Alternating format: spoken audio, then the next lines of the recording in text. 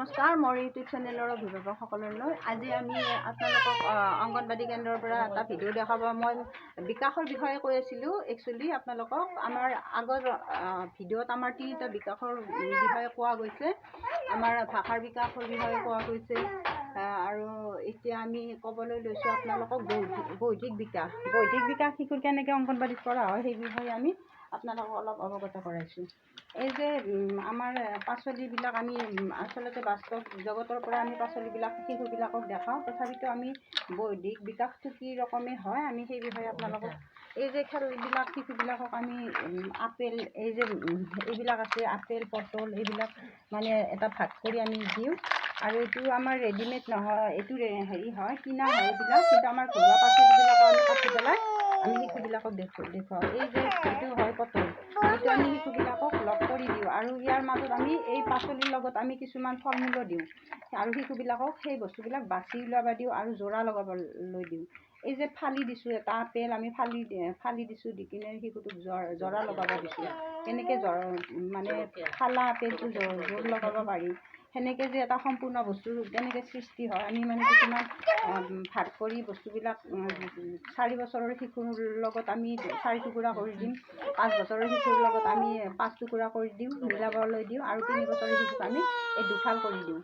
গতিকে এই দুফালটো আমি জৰা লগাব দি দিওঁ শিশুবিলাকক। আমি একচুৱেলি এইবিলাক কিনা বস্তুৰ দ্বাৰা আপোনালোকক যে অৱগত কৰাইছোঁ, কিন্তু একচুৱেলি আমাৰ ঘৰৰ পাচলিবিলাকো আমি তেনেকৈ টুকুৰা কৰি শিশুবিলাকক আমি বৌদ্ধিক বিকাশ কৰোঁ। গতিকে আমাৰ শিশুবিলাকৰ অংগনবাদী কেন্দ্ৰত আমাৰ বিকাশহে মাত্ৰ হয়।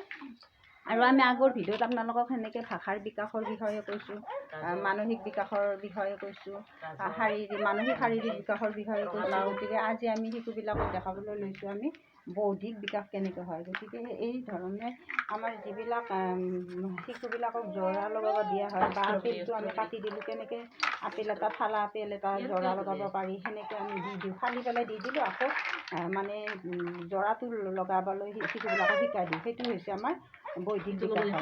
আৰু এইবিলাক বস্তু আমি ইমান নোৱাৰোঁতো, গতিকে আমি এইবিলাক বস্তু কিনি পেলাই আনি পেলাই আমি শিশুবিলাকক লগাব দিছোঁ। গতিকে এইটো হৈছে আমাৰ শিশুবিলাকৰ বৌদ্ধিক বিকাশ। গতিকে আপোনালোকক আজি আমি 4টা বিকাশৰ বিষয়ে অৱগত কৰিছোঁ ভিডিঅ'টো। নেক্সট ভিডিঅ'ত আমি আপোনালোকক দেখুৱাম সৃজনীমূলক বিকাশ কেনেকৈ হয়।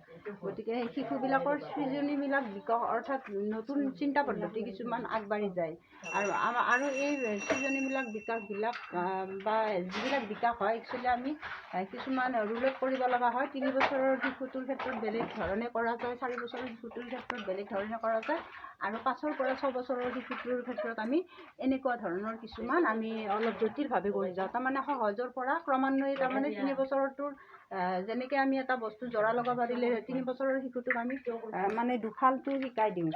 এতিয়া কৰি আছে আমাৰ এইটো হৈছে দুফাল মাত্ৰ, আৰু যেতিয়া আমি 4 পৰা 5ৰ শিশুটোক শিকাম তেতিয়া সেই শিশুটোক আমি 3 ফাল কৰি জৰা লগাব দিওঁ। মানে বিকাশটো অলপ মানে উন্নত লেভেলত আমি লৈ যাওঁ, মানে নিম্নৰ পৰা উচ্চলৈ লৈ যাওঁ। আকৌ আমি 5ৰ পৰা মানে 6 বছৰৰ শিশুটোক আমি 4 ফাল কৰি দিওঁ। গতিকে এনেকুৱা ধৰণে আমি কিছুমান বিকাশ ৰুলমতে কৰিব লগা হয় অংগনবাদী কেন্দ্ৰত। আৰু এই বিকাশৰ বিষয়ে আপোনালোকক আমি ভিডিঅ'টো কৈছিলোঁ যে মই ভিডিঅ'বিলাক আপোনালোকক বিকাশ কেনেধৰণে শিশুবিলাকৰ কৰা হয় অংগনবাদী কেন্দ্ৰত সেই বিষয়ে অৱগত কৰিম। গতিকে আজি আমি আপোনালোকক এনেকৈ ধৰণৰ বৌদ্ধিক বিকাশৰ বিষয়ে অৱগত কৰিলোঁ। গতিকে নমস্কাৰ, আজি ভিডিঅ'টো আমাৰ ইমানে আছিল।